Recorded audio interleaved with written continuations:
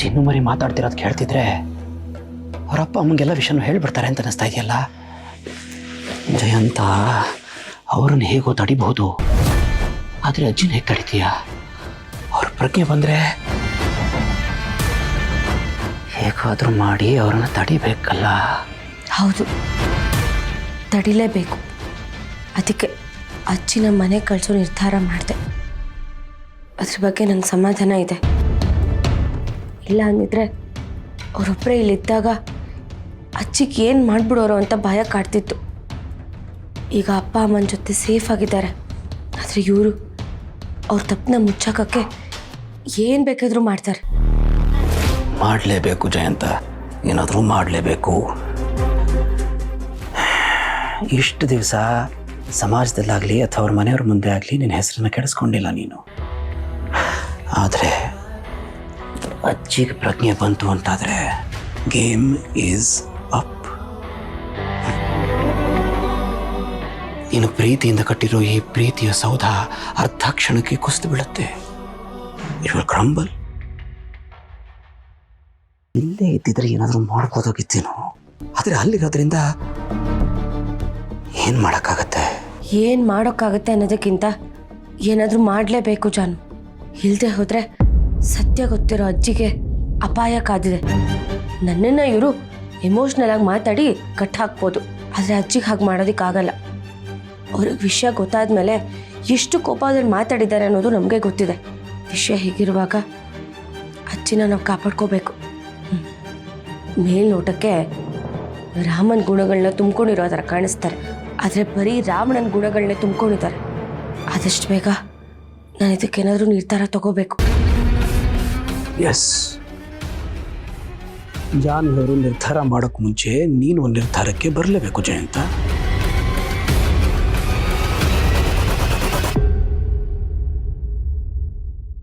ಅಜ್ಜಿ ಹೇಗೆ ನಿನ್ನ ಸರಹದ್ನಲ್ಲಿ ಇಲ್ಲಿದ್ರೋ ಅಲ್ಲೂ ಹಾಗೆ ಇರಬೇಕು. ನಿನ್ನ ಗಮನದ ಕೆಳಗಡೆನೇ ಇರಬೇಕು. ಅವ್ರಿಗೆ ಪ್ರಜ್ಞೆ ಬರೋಕ್ಕೆ ಮುಂಚೆ ನಿನಗೆ ಗೊತ್ತಾಗಬೇಕು. ಹಾಗಾಗಬೇಕು ಅನ್ನೋದಾದರೆ ನೀನು ಇರೋ ಜಾಗಕ್ಕೆ ಹೋಗಲೇಬೇಕು.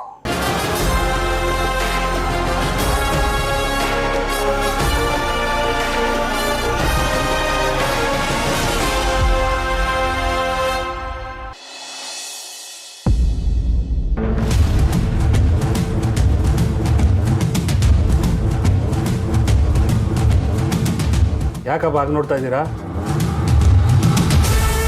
ನಾನು ಹೇಳೋದ್ರಲ್ಲಿ ಏನು ತಪ್ಪಿದೆ? ತಪ್ಪು ನಿಮ್ಮದಲ್ಲಪ್ಪ, ತಪ್ಪು ನಿಮ್ಮದಲ್ಲ.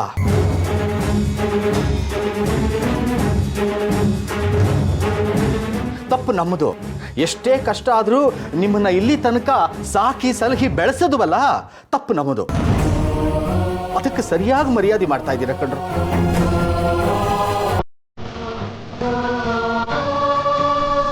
ಎಲ್ಲಿಂದ ಕಲ್ತರು ಈ ಕೆಟ್ಟ ಬುದ್ಧಿನ ನೀವು? ಮನುಷ್ಯತ್ವ ಬೇಡವಾ? ಮನುಷ್ಯತ್ವ ಬೇಡವನ ನಿನಗೆ? ಮನುಷ್ಯತ್ವ ಇರೋದಕ್ಕೆ ಅಜ್ಜಿನ ನಮ್ಮ ಭಾಗದಲ್ಲಿ ಇರೋದಕ್ಕೆ ಬಿಟ್ಟಿರೋದು. ಭಾಗ ಯಾವ್ದಪ್ಪ ನೀನು ಭಾಗ?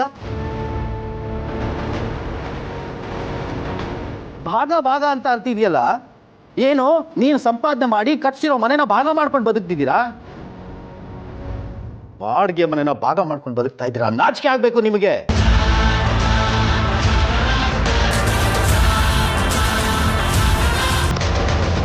ನೀನೇನಾದ್ರೂ ದುಡಿದು ಸ್ವಂತ ಮನೆ ಕಟ್ಸಿದ್ರೆ ನಮ್ಮಿಬ್ಬರನ್ನು ಇಷ್ಟರಲ್ಲಿ ವೃದ್ಧಾಶ್ರಮಕ್ಕೆ ಸೇರಿಸ್ಬಿಡ್ತಾ ಇದ್ರಿ. ಸೇರಿಸ್ಬಿಡ್ತಾ ಇದ್ರಿ ಅಲ್ಲ ಮಾಮ, ಖಂಡಿತ ಅವ್ರು ಅದನ್ನೇ ಮಾಡ್ತಾರೆ.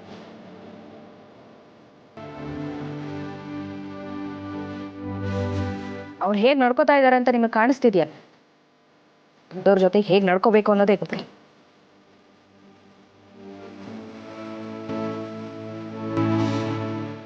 ಸಾಕು ಸುಮ್ಮನಿರಿ. ನೀವು ಈ ರೀತಿ ಮಾತಾಡಿ ಎಲ್ಲರ ಹತ್ರನೂ ಒಳ್ಳೆಯವ್ರು ಅನ್ನಿಸ್ಕೊಂಬಿಡಿ, ನಾವು ಕೆಟ್ಟವ್ರಾಗ್ತೀವಿ. ಒಳ್ಳೆಯವಳು ಅಂತ ಅನ್ನಿಸ್ಕೊಂಡು ನಾನಿಲ್ಲಿ ಯಾವ ರಾಜ್ಯಭಾರನೂ ಮಾಡಬೇಕಾಗಿಲ್ಲ ಸಿಂಚನ.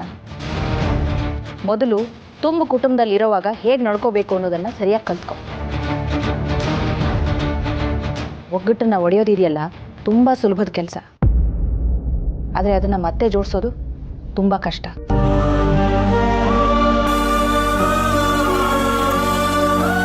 ರೀ ನಿಮ್ಮ ಹತ್ರ ಕಂತೆ ಪುರಾಣ ಬೋಧನೆ ಕೇಳಕ್ ನಾನು ನಿಂತಿಲ್ಲ. ಅಜ್ಜಿ ನಮ್ಮ ಭಾಗದಲ್ಲಿ ಇರಬಾರ್ದು ಅಂತ ನಾನು ಮಾತಾಡ್ತಿರೋದು. ಹೌದು ಅದಕ್ಕೆ ಅಜ್ಜಿ ಆ ಕಡೆನೇ ಇರಲಿ, ಆ ಭಾಗದಲ್ಲೇ. ಸಾಕು ಸುಂದರ, ಹೆಂಡತಿ ಮಾತಿಗೆ ಎದುರಾಡಕ್ಕಾಗದೇ ಇರೋನ ದೊಡ್ಡದಾಗ ಹೇಳಕ್ ಬಂದ್ಬಿಟ್ಟ ಇಲ್ಲಿ. ಯಾವುದೇ ಕಾರಣಕ್ಕೂ ಅಜ್ಜಿ ನಮ್ಮ ಭಾಗದಲ್ಲಿ ಇರೋದಕ್ಕೆ ನಾನು ಬಿಡಲ್ಲ. ಸಾಕು. ಈ ವಿಷಯದ ಬಗ್ಗೆ ಯಾರಾದರೂ ಒಂದು ಮಾತಾಡಿದ್ರೆ ಪರಿಣಾಮ ನೆಟ್ಕಿರಲ್ಲ.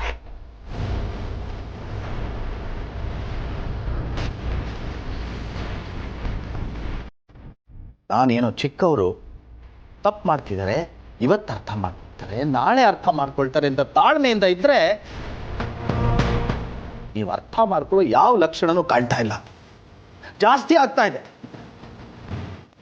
ನೀವು ಏನರಪ್ಪ ಅನ್ಕೊಂಡಿದ್ದೀರಾ? ಏನು ಅನ್ಕೊಂಡಿದ್ದೀರಾ? ಅಮ್ಮ ಅದೇ ರೂಮ್ನಲ್ಲಿ ಇರ್ತಾರೆ. ಅವರು ಎಲ್ಲಿರಬೇಕು, ಯಾವ ಜಾಗದಲ್ಲಿ ಇರಬೇಕು ಅನ್ನೋ ನಿರ್ಧಾರ ಮಾಡೋ ಹಕ್ಕು ನಿಮ್ಮಗಳಿಗಿಲ್ಲ.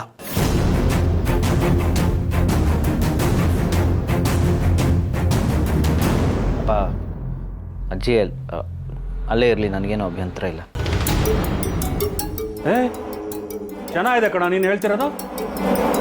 ನೀವು ಮಾತ್ರ ನಿಮ್ಮ ಭಾಗದಲ್ಲಿ ಆರಾಮಾಗಿ ಓಡಾಡ್ಕೊಂಡಿರಿ, ನಾವು ಇವರು ನೋಡ್ತಾ ನರಳ್ತಾ ಇರ್ತೀವಿ, ಆಯ್ತಾ? ಸಂತು, ನಿನ್ನ ತಲೆಯಲ್ಲಿ ಏನು ಓಡ್ತಾ ಇದೆ ಅಂತ ಹೇಳ್ಬಿಡು. ಈಗೇನು ಅಮ್ಮ ಆ ರೂಮಲ್ಲಿ ಇರೋದಕ್ಕೆ ನಿನಗೆ ಬಾಡಿಗೆ ಕೊಡ್ಬೇಕಾ? ಆ ಥರ ಏನಾದರೂ ಲೆಕ್ಕಾಚಾರ ಇದ್ರೆ ಹೇಳ್ಬಿಡು, ಅದನ್ನು ಕೊಟ್ಬಿಡ್ತೀನಿ. ರೀ, ಏನು ಅಂತ ಮಾತಾಡ್ತಿದ್ದೀರಾ? ಇನ್ನೇನಂತ ಮಾತಾಡ್ಲಿ ಲಕ್ಷ್ಮಿ? ಏನಂತ ಮಾತಾಡ್ಲಿ ಹೇಳು? ಈ ಹಣದ ದುರಾಸೆ ತಲೆ ತುಂಬಿಕೊಂಡಿರುತ್ತೆ ನೋಡು, ಅವ್ರಿಗೆ ಈ ಸಂಬಂಧ, ಪ್ರೀತಿ, ವಿಶ್ವಾಸದ ಯಾವ ಅರ್ಥನೂ ಗೊತ್ತಿರಲ್ಲ.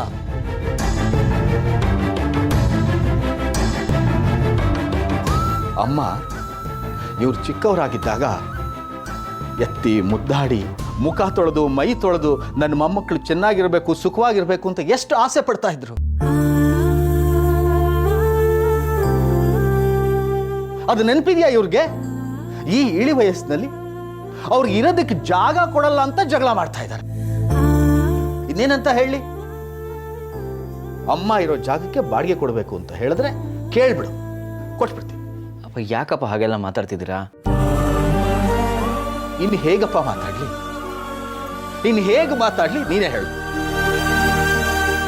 ನನ್ನ ಹತ್ರ ದುಡ್ಡಿದ್ದಾಗ ನಿಮ್ಮ ಕಷ್ಟ ನನ್ನ ಕಷ್ಟ ಅಂತ ಅನ್ಕೊಂಡು, ನಿಮ್ಮ ಸುಖ ನನ್ನ ಸುಖ ಅಂತ ಅನ್ಕೊಂಡು ನನ್ನ ಕೈಲಾದದ್ದು ಸಹಾಯ ಮಾಡಿದ್ದೀನಿ.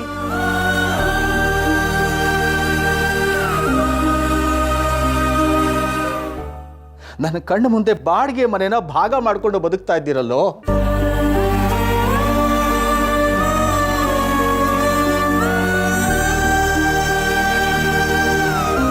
ನೀವು ಭಾಗ ಮಾಡ್ಕೊಂಡಾದ್ರೂ ಸುಮ್ಮನಿದ್ದೆ, ಆದ್ರೆ ಅಮ್ಮನ ವಿಷಯಕ್ಕೆ ಬಂದ್ರೆ ನಾನು ಸುಮ್ಮನೆ ಇರಲ್ಲ.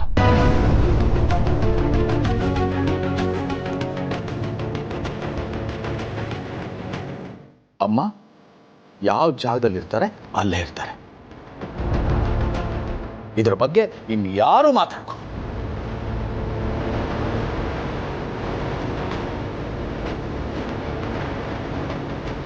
ಹೇಳ್ಬಿಡು ಸರ್, ಅಮ್ಮ ರೂಮಲ್ಲಿ ಇದಾರಲ್ಲ ಅದಕ್ಕೆ ಬಾಡಿಗೆ ಕೊಡ್ಬೇಕಾ ಹೇಳ್ಬಿಡು, ಕೊಟ್ಬಿಡ್ತೀನಿ.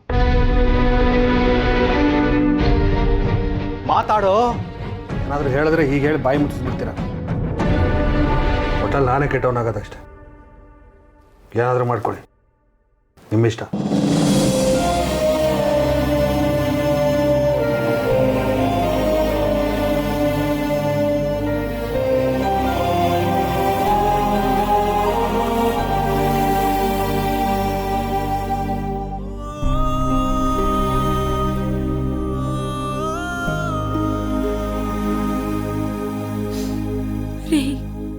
ನಾವಿದನ್ನೆಲ್ಲ ನೋಡೋ ಬದಲು ಕಣ್ ಮುಚ್ಕೊಂಡಿದ್ರೆ ಚೆನ್ನಾಗಿರೋದು. ಸಾವು ನಾವು ಕೇಳಿದ ತಕ್ಷಣ ಬರಲ್ಲ ಲಕ್ಷ್ಮಿ. ನಾವು ಮಾಡಿರೋ ಕರ್ಮ ಮುಗಿಬೇಕಲ್ಲ. ಈ ಜನ್ಮದಲ್ಲಿ ಶತ್ರುಗಳಾಗಿದ್ದವರು ಈ ಜನ್ಮದಲ್ಲಿ ಮಕ್ಕಳಾಗಿ ಹುಟ್ಟಿ ಕಾಡ್ತಾರಂತೆ. ಇವ್ರು ಹಾಡೋದು ನೋಡಿದ್ರೆ ನಿಜ ಅನ್ಸುತ್ತೆ.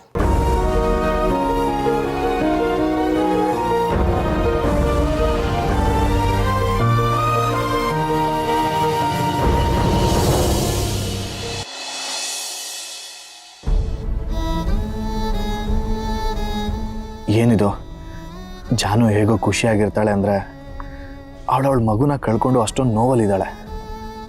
ಅವತ್ತು ಆಸ್ಪತ್ರೆಯಲ್ಲಿ ಅವಳಂಥ ಪರಿಸ್ಥಿತಿಲಿದ್ದಾಗ ನಾನು ಅವಳ ಹತ್ರ ಹೋಗಿ ಸಮಾಧಾನ ಮಾಡೋಣ ಅಂದರೆ ಜಯಂತ್ ಅವ್ರು ಬಂದುಬಿಟ್ರು.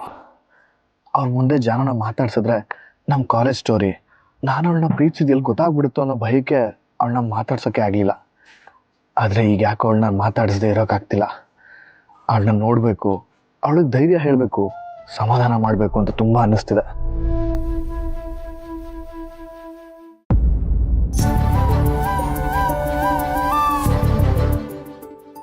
ಲೋ ವಿಶ್ವ, ಏನೋ ಯೋಚನೆ ಮಾಡ್ತಿದ್ಯಾ? ಏನೂ ಇಲ್ಲ.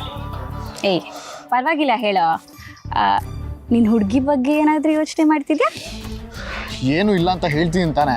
ಏ ಡವರಾಜ, ಹೇಳು ಪರವಾಗಿಲ್ಲ. ಈ ಸತಿ ನಿನ್ನ ಲವ್ ಸ್ಟೋರಿ ಬಗ್ಗೆ ಹೇಳು ಅಂತ ನಿನ್ನ ತಲೆ ಎಲ್ಲ ತಿನ್ನಲ್ಲ. ಏನೂ ಇಲ್ಲ ಅಂತ ಹೇಳ್ತಿದ್ದೀನಿ, ಏನೂ ಇಲ್ಲ ಅಷ್ಟೇ. ಸುಮ್ಮನೆ ನಿಂತ್ಕೊಳ್ಳೋದು ತಪ್ಪ? ಹೋಗ್ಲಿ ಪಾಪ, ಒಬ್ಬನೇ ನಿಂತ್ಕೊಂಡು ಯೋಚನೆ ಮಾಡ್ತೀನಿ ಅಂತ ಕನ್ಸನಲ್ಲಿ ಬಂದ್ರೆ ನನಗೆ ಬೈಚ. ಏನಾದರೂ ಮಾಡ್ಕೊ ಹೋಗು.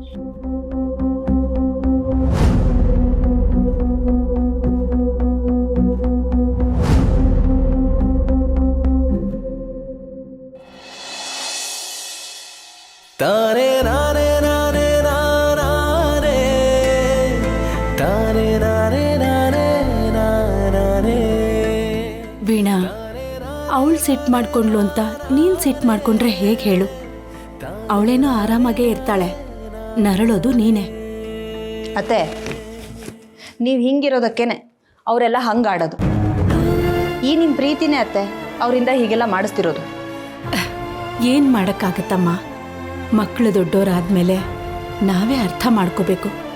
ಅತ್ತೆ, ನಿಮ್ಮಂಥ ತಂದೆ ತಾಯಿನ ಪಡೆಯೋದಕ್ಕೆ ನಿಮ್ಮ ಮಕ್ಕಳು ಪುಣ್ಯ ಮಾಡಿರಬೇಕು. ಆದರೂ ನೋಡಿ, ನಿಮ್ಮಿಬ್ಬರಿಗೂ ಒಂದು ಸ್ವಲ್ಪನೂ ಮರ್ಯಾದೆ ಗೌರವ ಏನೂ ಕೊಟ್ಟು ಮಾತಾಡ್ಸಲ್ಲ ಅವರು. ನನಗೆ ತುಂಬ ನೋವಾಗುತ್ತೆ ಅತ್ತೆ. ಎಲ್ಲರ ಜೀವನದಲ್ಲೂ ಈ ವಿಷಯ ಇದ್ದೇ ಇರುತ್ತೆ. ನಾವು ಮುಂದೆ ಹೋಗಬೇಕು ಅಷ್ಟೇ ವೀಣಾ. ಅತ್ತೆ, ನಿಮ್ಮಷ್ಟು ಜೀವನಾನುಭವ ನನಗಿಲ್ಲ. ಪಾಪ ಅಜ್ಜಿ ಅಲ್ಲ, ಅದೇ ಮಂಚದ ಮೇಲೆ ಕೂತ್ಕೊಂಡು ಗುಣಗ್ಸುಬ್ಬಿ ನಂಗೆ ಕಾಫಿ ಕೊಡೆ, ನಂಗೆ ಗೋಡಂಬಿ ಕೊಡೆ, ನಂಗೆ ದ್ರಾಕ್ಷಿ ಕೊಡೆ, ಸ್ವೀಟ್ ಕೊಡೆ ಅಂತ ಇಡೀ ದಿನ ಏನಾದರೂ ಒಂದು ಕೇಳ್ತಾನೆ ಇರು, ಏನಾದರೂ ಒಂದು ಮಾತಾಡ್ತಾನೆ ಇರು. ಅಂಥ ಅಜ್ಜಿ ಇವತ್ತು ಈ ಥರ ಹಾಸಿಗೆ ಹಿಡಿದಿರೋದನ್ನು ನೋಡಿದ್ರೆ ನನಗೆ ತುಂಬ ಸಂಕಟ ಆಗುತ್ತೆ ಅತ್ತೆ, ನೋಡೋಕ್ಕಾಗಲ್ಲ. ಹೌದು ವೀಣಾ, ನನ್ನ ಜೀವನದಲ್ಲಿ ನನ್ನ ಅತ್ತೆ ನನ್ನ ತಾಯಿ ಸ್ಥಾನ ತುಂಬಿದ್ರು. ನಾನು ನಿಮ್ಮ ಮಾವ ಮದುವೆ ಆಗಿ ಬಂದಾಗ ಒಂದೇ ಒಂದು ಎದುರಾಡ್ದೆ ನಮ್ಮನ್ನ ಒಪ್ಕೊಂಡ್ರು. ಆವತ್ತಿಂದ ಇವತ್ತಿನವರೆಗೂ ನನ್ನನ್ನು ಅವ್ರ ಮಗಳ ಹಾಗೆ ನೋಡ್ಕೋತಿದ್ದಾರೆ.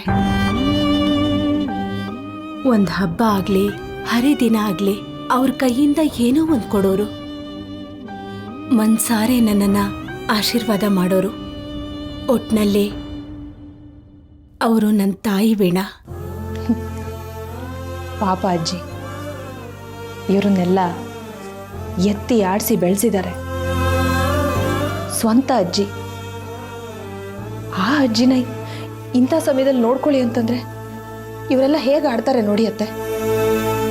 ಸಂಬಂಧಗಳಿಗೆ ಒಂದು ಸ್ವಲ್ಪನೂ ಬೆಲೆನೇ ಇಲ್ವಾ? ಪ್ರೀತಿ ವಿಶ್ವಾಸನ ದುಡ್ಡಲ್ಲಿ ಅಳಿತಾರ ಯಾರಾದರೂ? ಭಾವನೆಗಳನ್ನೆಲ್ಲ ಕೊಂದ್ಕೊಂಡು ಇವರೆಲ್ಲ ಅದು ಹೇಗೆ ಬದುಕ್ತಾರೆ ಏನೋ ಅತ್ತೆ, ನನಗಂತೂ ಅರ್ಥ ಆಗ್ತಿಲ್ಲ. ದೇವ್ರಿಟ್ಟಾಗತ್ತೆ ವೀಣಾ. ನಾವು ಅತ್ತೆನ ಚೆನ್ನಾಗಿ ನೋಡ್ಕೊಳ್ಳೋಣ.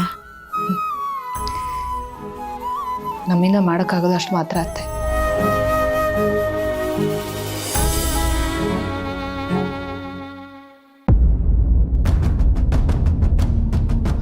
ನಾಳೆ ಹೋಗಿ ಬರಲಾ? ನಾಳೆನಾ? ಇಲ್ಲ, ಇವತ್ತೇ ಹೋಗ್ತೀನಿ. ನಾನು ಹೋಗಿ ಜಾನಕ್ಕೆ ಸಮಾಧಾನ ಮಾಡಬೇಕು.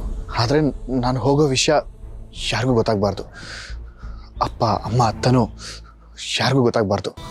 ಅಮ್ಮನಿಗೇನಾದರೂ ಗೊತ್ತಾದರೆ, ನೀನು ಯಾಕೆ ಇವಾಗ ಅಲ್ಲಿಗೆ ಹೋಗ್ತೀಯಾ? ಅವಳು ಮದುವೆ ಆಗಿದೆ, ನೀನು ಅಲ್ಲಿ ಹೋಗಿ ಅವಳ ಮನಸ್ಸು ಹಾಳು ಮಾಡಬೇಡ, ಹಾಗೆ ನಿನ್ನ ಮನಸ್ಸು ಹಾಳು ಮಾಡ್ಕೋಬೇಡ ಅಂತ ಹೇಳ್ತಾಳೆ. ತನಗೇನಾದರೂ ಗೊತ್ತಾದರೆ ಮೊದಲೇ ಜಾನು ವಿಷಯ ಹೇಳು ಹೇಳು ಹೇಳು ಅಂತ ತಲೆ ತಿಂತಾಳೆ. ಏನು ಮಾಡಲಿ? ಹೇಗಾದರೂ ಮಾಡಿ ಇವತ್ತು ಹೋಗೇ ಹೋಗ್ತೀನಿ. ಜಾನು ಹತ್ರ ಮಾತಾಡಬೇಕು, ಅವಳಿಗೆ ಸಮಾಧಾನ ಮಾಡಬೇಕು.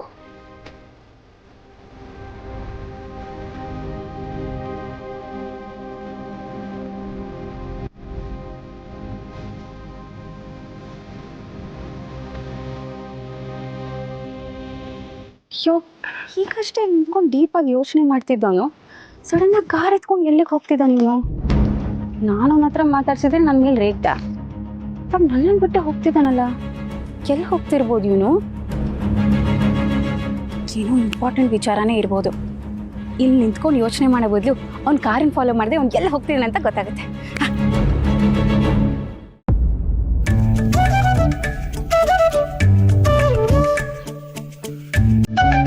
ಲಕ್ಷ್ಮಿ,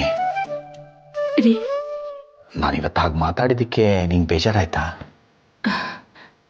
ಅಯ್ಯೋ, ಯಾಕ್ರಿ ಹಾಗಂತಿದ್ದೀರಾ? ನಾನು ಯಾವತ್ತೂ ಅವ್ರ ಜೊತೆ ಇಷ್ಟು ಕಠೋರವಾಗಿ ಮಾತಾಡಿರಲಿಲ್ಲ ಲಕ್ಷ್ಮಿ. ಆದರೆ ಏನು ಮಾಡಲಿ, ಇವತ್ತು ಅವ್ರು ಹಂಗೆ ಮಾತಾಡಿದ್ದನ್ನ ನಾನು ತಡ್ಕೊಳಕ್ಕಾಗಲಿಲ್ಲ. ನಮ್ಮಲ್ಲಿ ಮಾತಿದೆಯಲ್ಲ, ಪುಟ್ಟ ಅಣ್ಣ ತಮ್ಮಂದಿರು ಬೆಳೀತಾ ದಾಯಾದಿಗಳು ಅಂತ, ಅದೆಷ್ಟು ಸತ್ಯ ಅಲ್ವಾ? ನಮಗೆ ಮದುವೆ ಆದಾಗ ಇವ್ರು ಯಾರೂ ಇರಲೇ ಇಲ್ಲ. ಮಕ್ಕಳಿಗೆ ಅನ್ಕೊಂಡು ವೆಂಕಿನ ಕರ್ಕೊಂಡು ಬಂದು ಸಾಕ್ತು. ಆಮೇಲೆ ಇವರೆಲ್ಲ ಹುಟ್ಟಿದ್ದು. ಚಿಕ್ಕವರಿದ್ದಾಗ ಎಲ್ಲ ಅನ್ಯೋನ್ಯವಾಗಿ ಆಡ್ತಾ ಬೆಳೀತಾ ಎಷ್ಟು ಖುಷಿ ಖುಷಿಯಾಗಿ ಬೆಳೆದ್ರು. ಈಗ ಇವ್ರಿಗೆ ಏನಾಗಿದೆ ಅಂತ ಕೂಡು ಕುಟುಂಬದಲ್ಲಿ ಸಂತೋಷವಾಗಿ ಬದುಕಿದವರು ಇವತ್ತು ಈ ಪರಿಸ್ಥಿತಿ ನೋಡಿದ್ರೆ ತುಂಬಾ ಕಷ್ಟ ಆಗುತ್ತೆ ಲಕ್ಷ್ಮಿ. ರೀ, ನೀವು ನೊಂದ್ಕೋಬೇಡ್ರಿ. ಏನು ಮಾಡೋಕ್ಕಾಗತ್ತೆ? ನೀವು ಸಮಾಧಾನವಾಗಿರಿ ಅಷ್ಟೇ. ಏನೇನೋ ಕೆಟ್ಟ ಆಲೋಚನೆಗಳು ಬರ್ತಾ ಇದ್ದಾವೆ ಲಕ್ಷ್ಮಿ. ನಮಗೂ ವಯಸ್ಸಾಗ್ತಾ ಇದೆ. ಈ ವಯಸ್ಸಲ್ಲಿ ಈ ಕೋಪ, ತಾಪ, ಮನಸ್ತಾಪಗಳು ಒಳ್ಳೇದಲ್ಲ. ಇದೆಲ್ಲ ನಮ್ಮ ಆರೋಗ್ಯದ ಮೇಲೆ ಪರಿಣಾಮ ಬೀರುತ್ತೆ ಲಕ್ಷ್ಮಿ. ರೀ, ಹಾಗೆಲ್ಲ ಯೋಚನೆ ಮಾಡಬೇಡ್ರಿ. ಮನೆ ಅಂದಮೇಲೆ ಮೂಲೆ ಇರುತ್ತಲ್ವಾ, ಹಾಗೇ ಇದೆಲ್ಲ. ನೋಡಿ, ನೀವೆಲ್ಲನೂ ತಲೆಗೆ ಹಾಕೋಬೇಡಿ. ನಾನೇನು ಮಾಡಲಿ ಲಕ್ಷ್ಮಿ? ಅವೇ ಬಂದು ನನ್ನ ತಲೆಯಲ್ಲಿ ಕೂತ್ಕೊಳ್ತಾ ಇದ್ದಾವೇನೋ ಅಂತ ಅನ್ನಿಸ್ತಿದೆ. ಇದೆಲ್ಲ ನಿಜವಾಗ್ಲೂ ಸರಿ ಹೋಗುತ್ತಾ? ನಮ್ಮ ಮಕ್ಕಳು ಒಬ್ಬೊಬ್ಬರು ಒಂದೊಂದು ದಿಕ್ಕಲ್ಲಿ ಹೋಗ್ತಾ ಇದ್ದಾರೆ. ನಾವು ಲಕ್ಷ್ಮಿ ನಿವಾಸ ಕಟ್ಟಿ ಕೂಡು ಕುಟುಂಬವಾಗಿ ಬದುಕಬೇಕು. ನಾವು ಅಮ್ಮ, ಮಕ್ಕಳು, ಮೊಮ್ಮಕ್ಕಳು, ಸೊಸೆದೀರು ಎಲ್ಲ ಒಟ್ಟಿಗೆ ಇರಬೇಕು ಅನ್ನೋ ಕನಸು ನನ್ಸಾಗತ್ತಾ ಲಕ್ಷ್ಮಿ? ರೀ, ನೋಡಿ, ಏನೇನೋ ಯೋಚನೆ ಮಾಡಬೇಡಿ. ನೀವಿವತ್ತು ಮಾತಾಡಿದ್ದು ಎಲ್ಲ ಸರಿಯಾಗೇ ಇತ್ತು. ಸಂತುಗೆ ಹಾಗೆ ಮಾತಾಡಬೇಕಾಗಿತ್ತು, ಮಾತಾಡಿದ್ದೀರಾ. ಅದಕ್ಕೆ ನೀವಿಷ್ಟು ಬೇಜಾರು ಮಾಡ್ಕೊಳ್ಳೋದು ಬೇಕಾಗಿಲ್ಲ ರೀ. ತಂದೆ ತಾಯಿಯಾಗಿ ಇಷ್ಟು ಮಾತಾಡೋದಕ್ಕೆ ನಮ್ಗೆ ಹಕ್ಕಿದೆ ರೀ.